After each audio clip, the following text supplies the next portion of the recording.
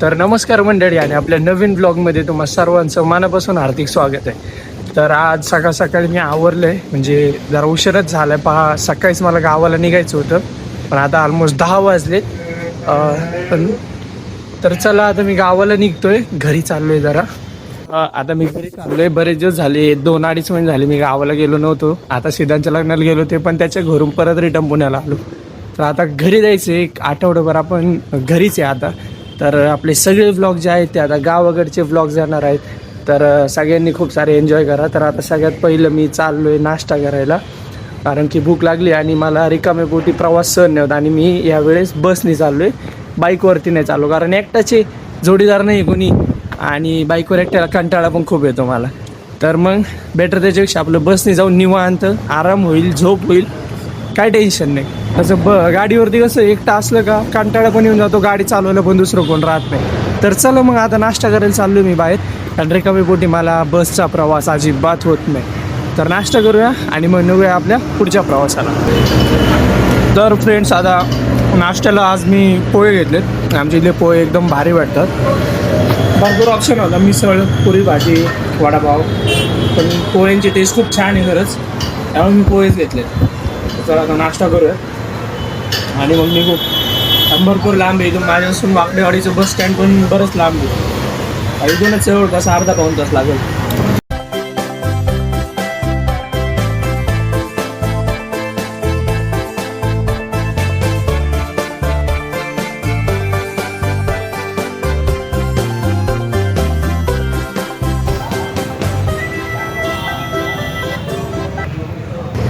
तर आता आपण वाकडेवाडीच्या स्टँडवरती पोहोचलो आणि इथं पोहोचल्या लगेच आपल्याला संगमनेरची बस भेटली. जसं वाकडेवाडीच्या स्टँडवरून संगमनेरला जायला कधीच अडचण येत नाही. बस कंटिन्यू आणि कायम बस आपल्याला अवेलेबल असतात. मी विचार करत होतो की अकोल्याची बस भेटावा, कारण अकोल्याची बस भेटली असती तर संगमनेरला मला बस बदलायची गरज नसती पडली.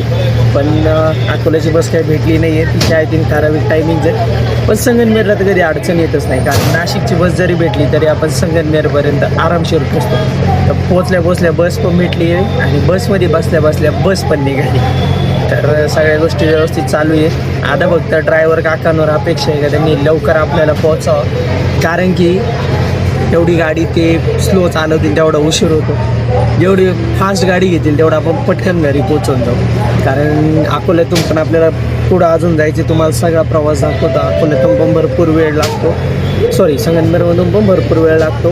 आणि मेन प्रॉब्लेम येतो अकोल्यामध्ये. तर अकोल्यातून आपल्याला बस भेटली तर ठीक, नाहीतर मग घरून पप्पांना बोलू आणि मग आपण जाऊया घरी. तर तुम्हाला सगळा प्रवास दाखवतो कसा काय होतो, पुण्यापासून ते आपल्या घरापर्यंत सगळा प्रवास आपण आजच्या ब्लॉगमध्ये बघणार आहोत. तिकीट वगैरे काढले आपण आता. माझं ऍक्च्युली पेमेंट ऑनलाईन होतं. मला डाऊट होता, म्हटलं पेमेंट होतंय का नाही होत नाही का, कारण मी कॅश आणायचं विसरलो नेमकं काय मध्ये. तर ऑनलाईन पेमेंट होतं आणि ऑनलाईन जी पेमेंटची सुविधा चालू केली आता बसमध्ये पण एकदम भारी आहे म्हणजे नाही का. कारण आजकाल कॅश जवळपास कुणी ठेवतच नाही. सगळं जिथं जाऊ 1 रुपयाचं चॉकलेट जरी घ्यायचं असं तरी माणूस ऑनलाईन पेमेंट करतोय. खरं तर मी विसरलो होतो कॅश आणायचं. शक्यतो मी प्रवासामध्ये कॅश सोबत ठेवतोच, असं कधीच नाही का कंटिन्यू ऑनलाईन वर डिपेंड राहतो, पण कॅश असतो. पण यावेळेस मी विसरलो होतो. आणि पेमेंट होतो ऑनलाईन हे मला माहिती आहे की ऑनलाईन सर्व्हिस आहे, पण सीन काय आहे की कधी कधी ना पेमेंट अटकतं. आणि बसचा प्रवास असा आहे का त्याच्यामध्ये कधी पण काय होऊ शकतं. सो पेमेंट व्यवस्थित झालं, आपल्याला तिकीट पण भेटलं आता मस्तपैकी. आणि ड्रायव्हर काका जरा व्यवस्थित वाटतात ते मला, छान गाडी चालू राहिलेत नाही का एकदम. तर बघूयात. आणि थोडं पावसाचं वातावरण पण झालंय. शक्यतो तुम्ही बसने ट्रॅव्हल करायचं टाळतोच. जवळपास मी ऑलमोस्ट 1 ते 1.5 वर्षानंतर मी आज बसने घरी चाललोय. तर कंटिन्यू मी गाडीवरच घरी जातो नाही का. पण यावेळेस मला कंटाळा आलता गाडी घेऊन जायचा, कारण की पावसाचं पण वातावरण आहे आणि उभं भिजण्यापेक्षा पावसात दगदग करत जाण्यापेक्षा नाही का आपल्या बसने गेलेलं सेफ. थोडासा म्हणजे डबल टाइम लागतो जेवढा मला गाडीवर लागतो, त्यापेक्षा डबल टाइम लागतो मला बसने घरी राहायला. पण ठीक आहे, चला आपलं काय, आपण एकदम आरामशीर गेलो, आराम पण होतो, जीवाला काही त्रास नाही काय नाही, आरामात झोप काढत जाऊन येते एकदम मस्तपैकी पिक्चर वगैरे बघू. तर चला. तर आता राजगुरुनगरच्या बस स्टॉपवर आली गाडी. थोडं पावसाचं पण वातावरण झालं बाहेर, बरं वाटते, थोडंसं गारवा झालं. जे गरम तर होतच आहे पण जसं आता राजपुरनगरपासून पुढं जाऊ तसं थोडं बरं वाटतं कारण की हायवे वगैरे लागतो सिटीतून आपण पूर्ण बाहेर निघतो. तर मला आता स्टँडवरनं गाडी निघते. बाईकवरती असल्याचा एवढा फायदा असतो का आपल्याला ते स्टँडवरती यायची गरज पडत नाही. सरळ सरळ डायरेक्ट आपण बायपासनी जाऊ शकतो.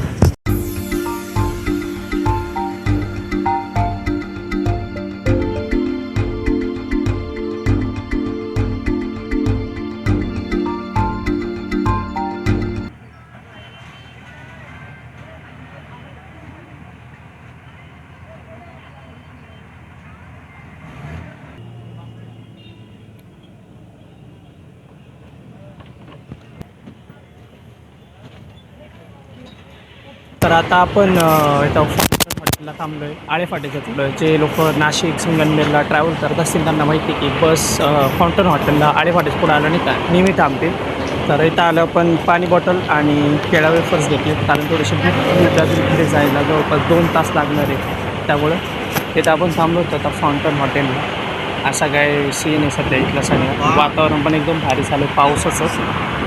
पाऊस तर काय अजून आला नाही. तर बघू काय होतं आहे. भूक लागली खाऊन घेऊ मस्त की बसमध्ये बसून.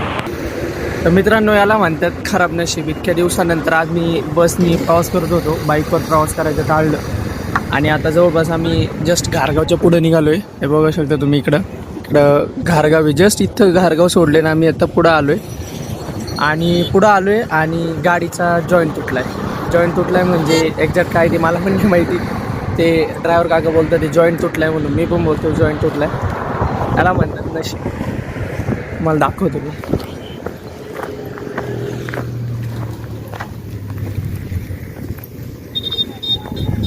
तर चला आता बॅग घ्यायला आलो होती. माझी एकट्याचीच बॅग राहिली होती आतमध्ये व्हिडिओ काढायला खाली गेलो होतो म्हणून बॅग घेऊ आपली.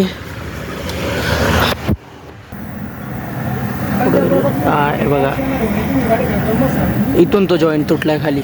हे इथं आहे दाखवतो मी. इथून जॉईंट तुटलाय तो. सगळेजण वाट बघू राहिलेत दुसरी बस यायची. एक 10-15 मिनटं झालेत.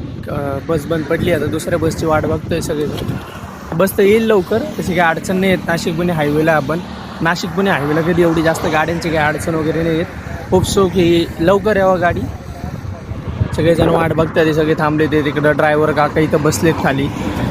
ते बघतात आहे का काही होतं आहे का काही करू शकतो का. त्यांनी फोन वगैरे केला इथं जवळच्या डेपोमध्ये.